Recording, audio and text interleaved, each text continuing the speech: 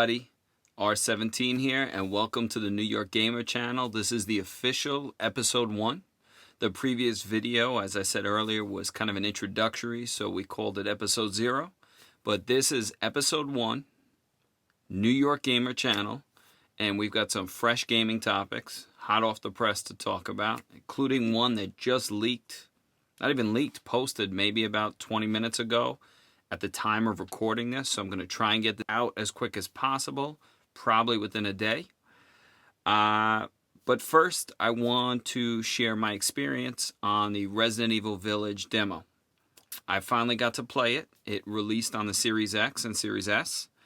Those who were fortunate enough to have a PS5 or PS4, they were able to play the demo weeks ago. But for Xbox people, it was later on. Now, in all fairness, I own all consoles, minus the PlayStation 5 currently, although I will in the future. So I would have been able to download it on my PlayStation 4 Pro, but I didn't want to sacrifice any kind of resolution or frame rate. Even if it wasn't significant, I wanted to play in the best resolution possible. I just invested some money in a new TV, and I wanted to enjoy the full visual fidelity of this game. You'll be looking at footage as I'm talking right now, gameplay that I captured myself earlier this weekend, and you'll see for yourself how the game looks. Of course, no matter what footage anyone uploads, and there's going to be videos and videos for weeks now of people uploading footage of the Resident Evil Village demo. None of it is going to be original anymore, but it's important for this site that you know all the footage I'll show on gameplay footage will always be self-created. I recorded it myself. I'm not using anybody else's, and I'm very mindful of that. Having said that, I've waited a long time for a sequel to Resident Evil 7. I waited a long time for that sequel. I thoroughly enjoyed Resident Evil 7. I have to start off because I've been a lifelong Resident Evil fan. I thought it was abysmal to see where Resident Evil was heading, especially after Resident Evil 6. It was clear the series was trying to soak up as much money as it could by dishing out the lore of the series to the fans in a cash grab. And then the spin-offs that I won't even mention their names, spin-offs, online multiplayer games of it, they were starting to bastardize the series. So they retooled, Capcom retooled, they listened to fans, they came back with a product that drastically changed the style of Resident Evil, made it a first-person game, went back to its true horror elements. And I have to say, I know a lot of my friends disagree with me on the direction the series took. I have to disagree with them because the direction the series was going prior to 7 was disgusting. Resident Evil 6, I could spend 3 podcast episodes on of how horrible it was. Though Resident Evil 5 was great, to me it was never a true Resident Evil title. So though Resident Evil 5 was great, for a long-time Resident Evil fan, that wasn't a true Resident Evil. To me, that was an over-the-top, action-packed game that happened to have Resident Evil characters in it. So the last true one of the series for me was 4. And even 4 was a deviation from the original formula. But they found ways to make it amazing and still feel like a survival horror. And that's why I consider 4 part of the main storyline and part of the true series. So to me, 7 was the next spiritual successor, the real successor. So from 4 to 7. Having said that, now that I've played the Village demo, which is the sequel to Resident Evil 7, it's actually a direct sequel to Resident Evil 7. It continues Ethan, the protagonist from 7, his storyline, many years later. And I'm not going to give away too many details, but it's familiar territory in the sense the premise is his daughter is kidnapped. His daughter is missing, presumed kidnapped. You're in a European village. Strange people are there. If this is sounding familiar, you're absolutely right. This is a familiar trope. This is right out of Leon's adventure in Spain in Resident Evil 4.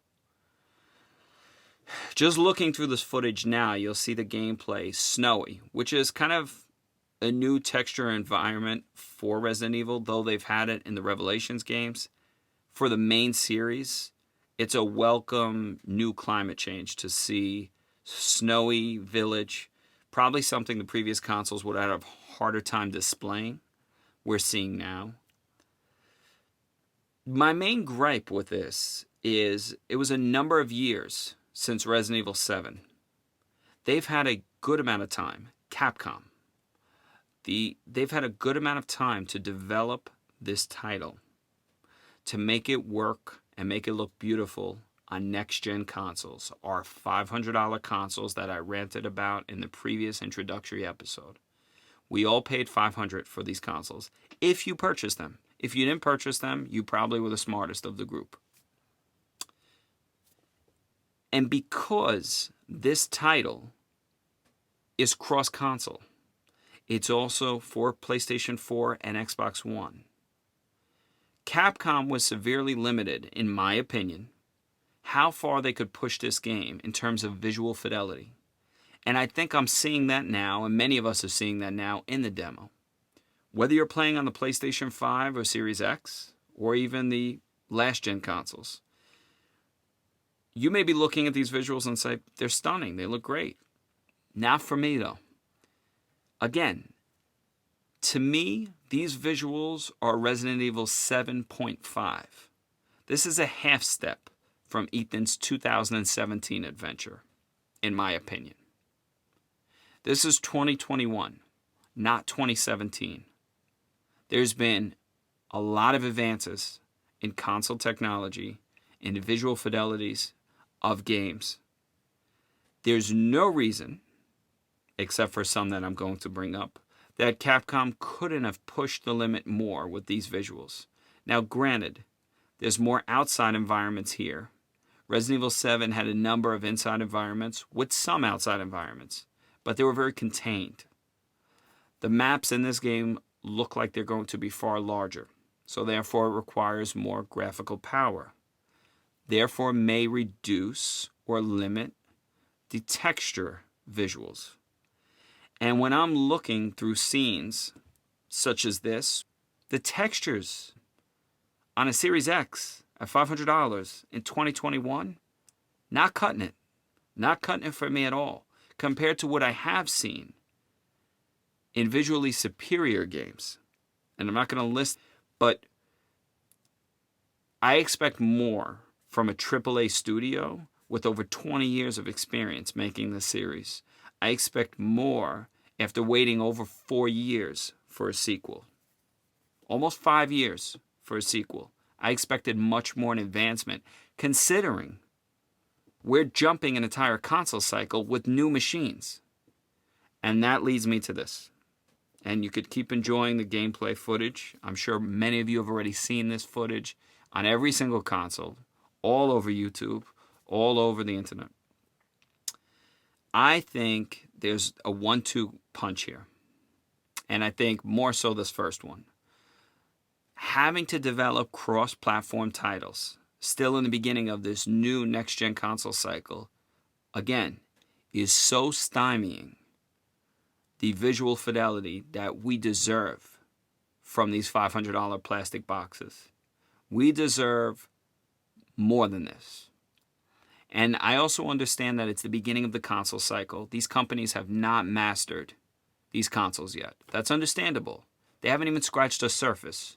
It'll take a couple of years before we start seeing Uncharted, Gears of War 5 visuals, Last of Us visuals, whatever titles you want to mention that are either photorealistic or just true AAA stellar quality looking games. Not to say that this doesn't look great. Resident Evil Village does look great visually, but it does look like a half step compared to Resident Evil 7.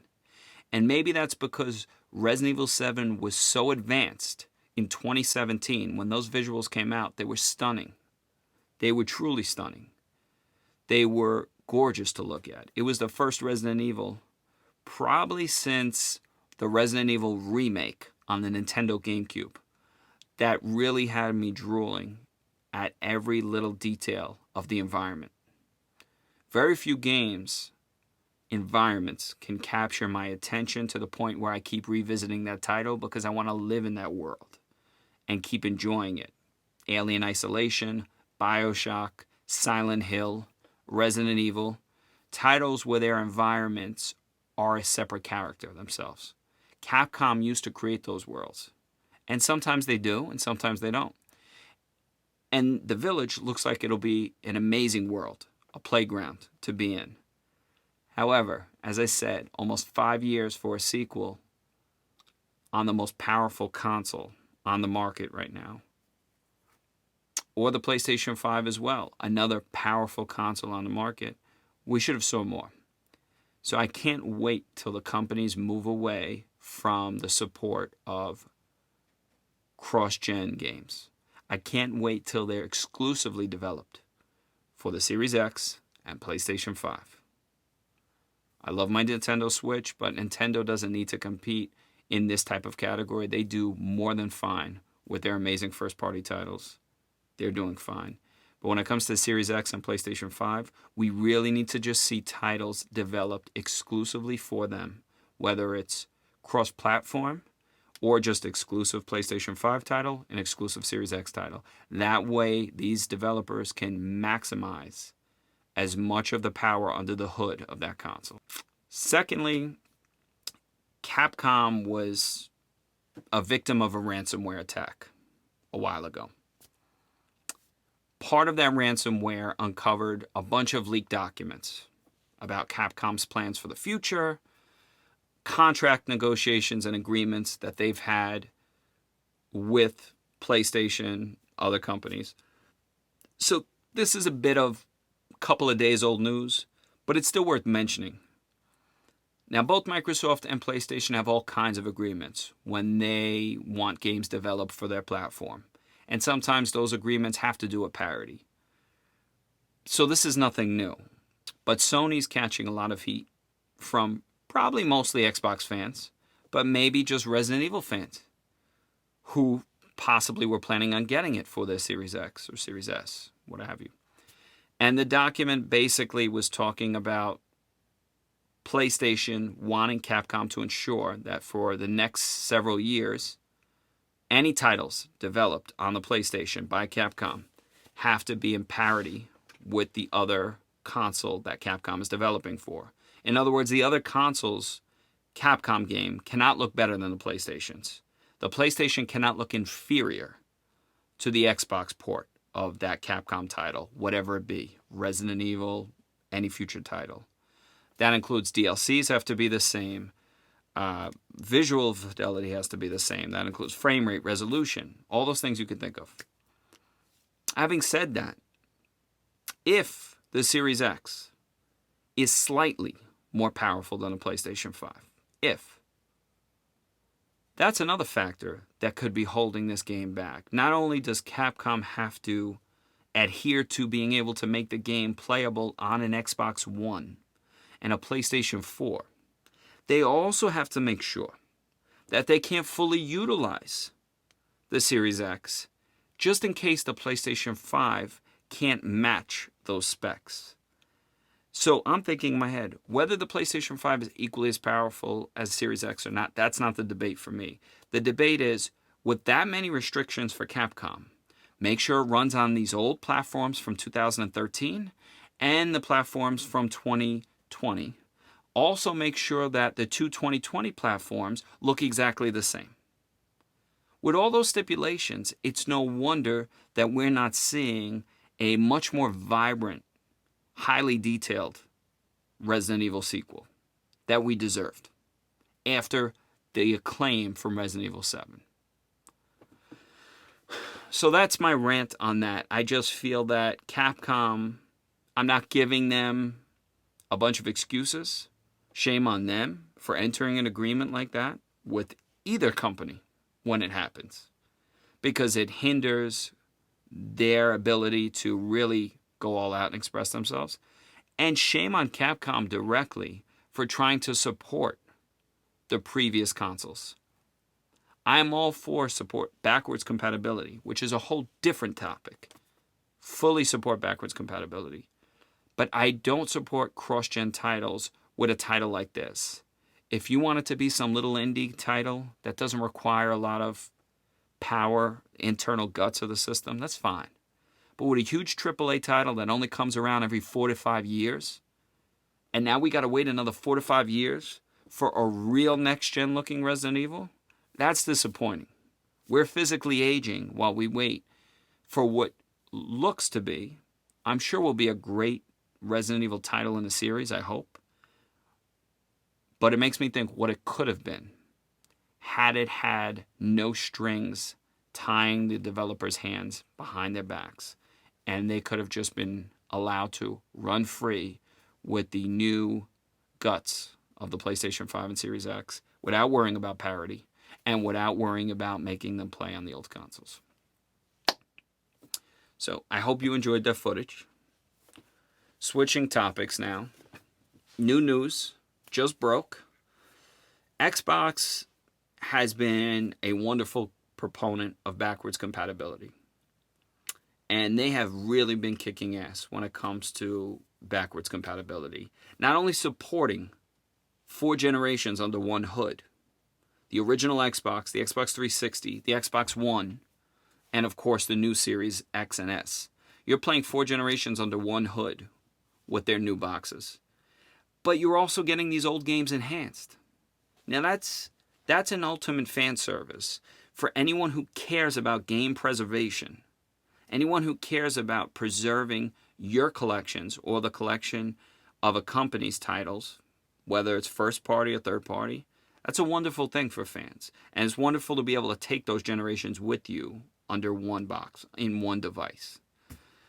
So in keeping with that mantra that Microsoft has had for a while now, it was just announced today that Microsoft is going to boost the frame rate of 74 titles that are backwards compatible.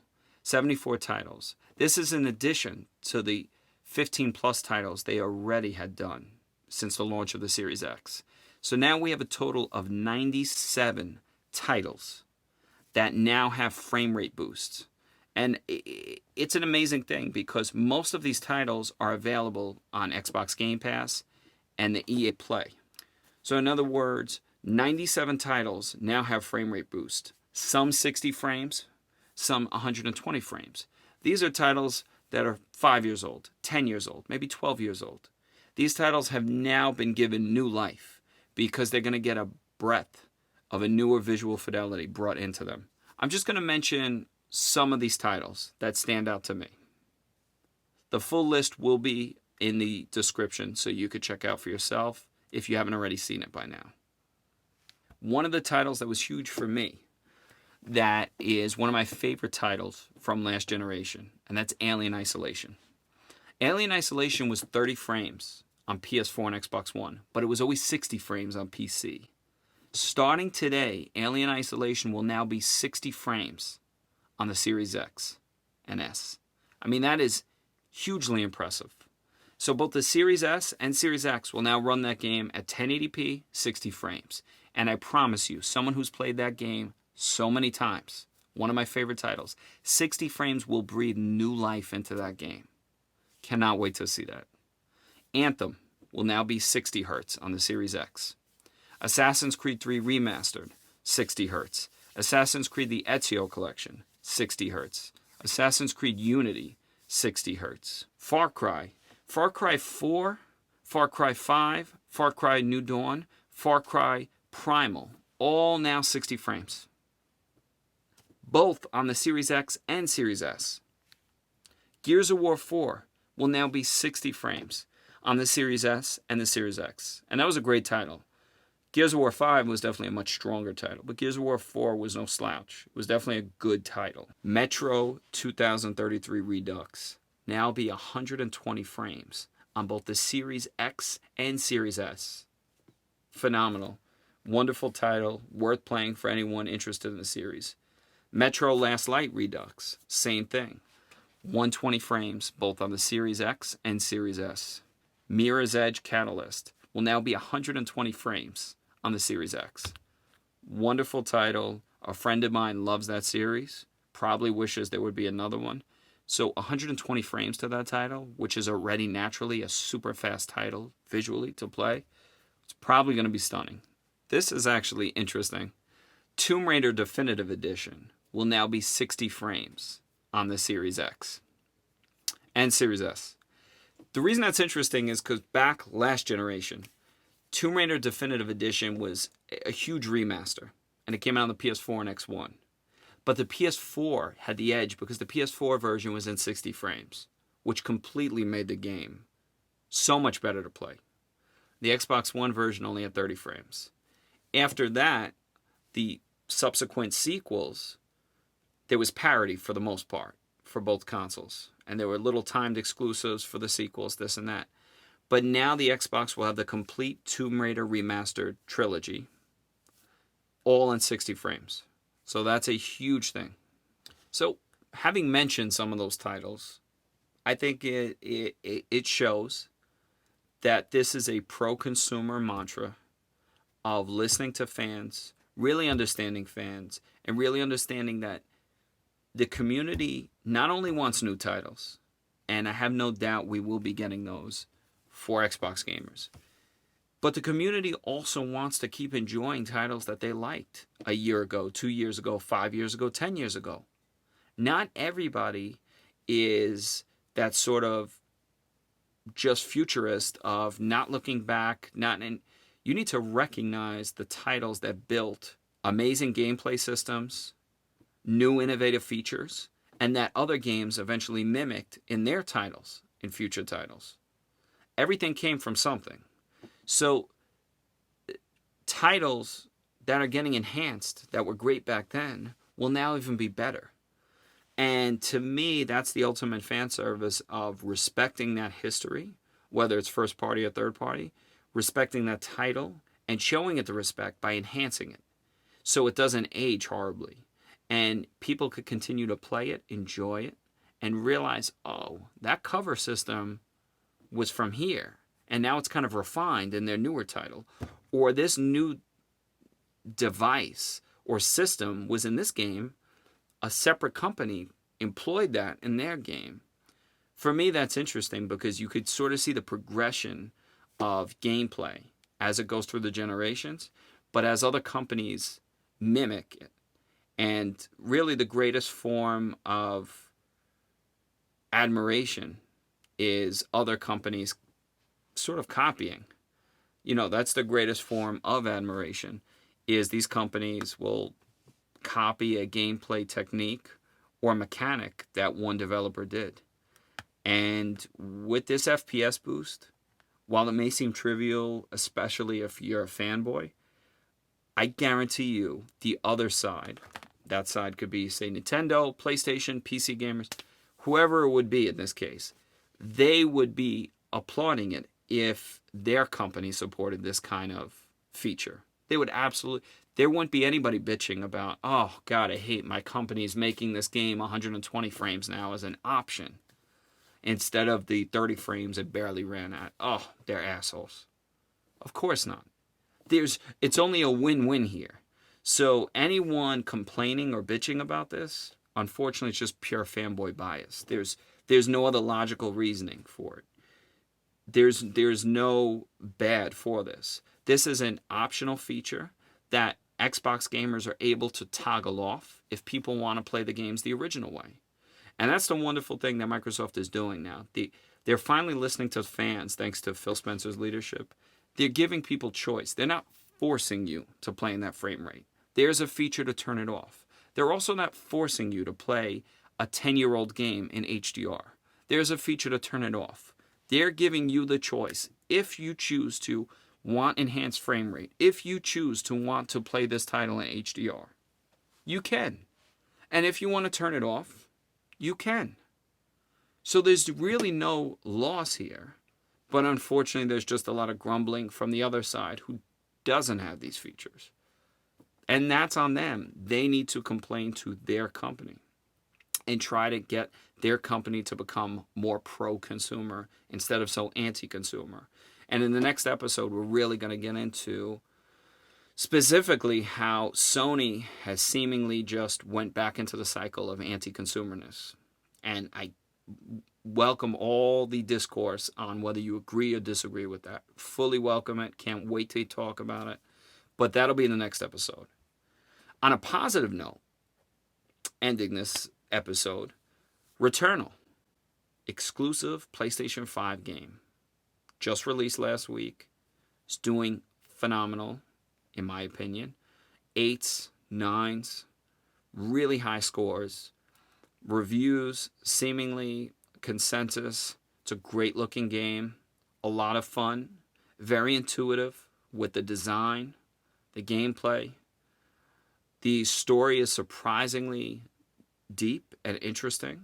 And I say surprisingly because this is from a developer who had made smaller indie titles for PlayStation before this. So this is really their first third-person, story-driven game. And it looks like they've knocked it out of the park. And what better praise for a company that was probably so under the gun and nervous because they were literally the only company developing, if you want to still call it a launch window for the PlayStation 5, that looked like a next-gen game. I don't want to get into Demon Souls, and the Demon Souls look great, but the problem is people played the hell out of the previous version, and it wasn't a true new title.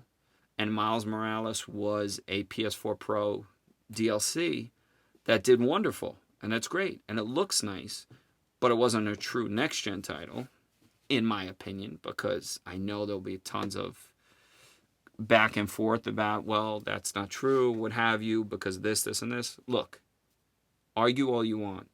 Returnal is the first developed from the ground up for PlayStation 5, not for PlayStation 4, just for PlayStation 5. It's not a cross-gen title like I was saying with the Resident Evil Village before. This is a true built from the ground up just for PlayStation 5. And you're getting to see the benefits of that. And Sony consumers will get to reap the benefits of that. And I can't wait to play the title once I get a PlayStation 5. That's going to be a must-buy for me because it's a unique, cool experience that looks like it's contributing something different to gaming. And it just looks like a gorgeous title. And it looks like it'll be a lot of fun and it'll be very challenging.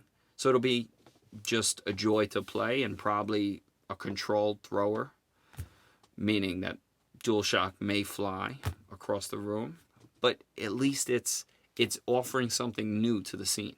Having said that, I think the only other thing besides Resident Evil Village, Microsoft adding a slew of this frame rate support for older titles, Returnal being dropped, the last thing in this kind of window of time of when this episode is going to be posted is Mass Effect Legendary Edition is going to be coming out within 2 weeks.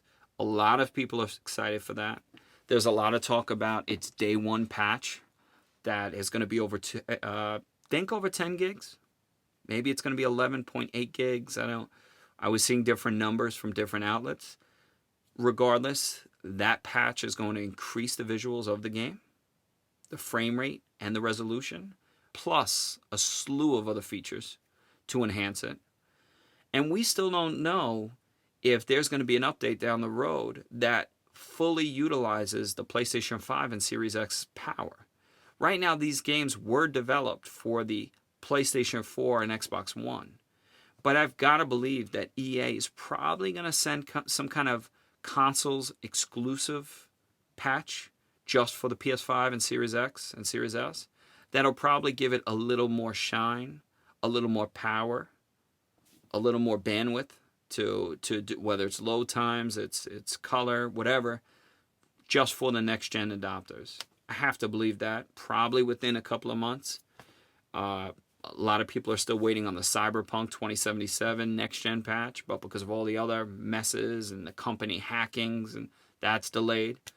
So we'll wait and see. But between Resident Evil Village and Mass Effect Legendary Edition, those are going to be two titles, multi-plat titles, that are going to come out and at least finally give us some nourishment, some much-needed nourishment for people that spent $500 And even if they're not console exclusive, there'll be titles to play. So PlayStation 5 people will have Returnal, plus Mass Effect Legendary Edition, plus Resident Evil Village. Series X and Series S people will have Resident Evil Village and Mass Effect Legendary Edition. Plus, I'm sure I'm forgetting one or two other smaller titles. But it's something for this spring of 2021 right now. And we have E3 around the corner. The next episode, like I said, will focus on PlayStation's mantra for the last 2 years now. We'll discuss predictions for E3, which is right around the corner, and any other late-breaking topics that come up. Until then, thank you for tuning in. As always, please subscribe, like, comment. You see it all the time. Please do it so I could keep making this kind of content. I didn't get much feedback last time, but again, this channel's really, as I told a friend who has his own channel, this is really meant as a labor of love for me. I'm not trying to get famous. I'm not even trying to make money and no monetization. This is my thoughts as a gamer for 30 plus years. Those that watch it, great. If you don't, okay. And if you watch it but you don't agree with anything that I said, tell me about it. Bitch about it. I want to go back and forth. Trust me, I like to just go back and see other people's thoughts on, no, you were wrong about this with Village, or you were wrong about this with Returnal, or whatever the topic is. So again, comment, like, subscribe, and until next time, enjoy the gaming. Take it easy, everyone. R17 out.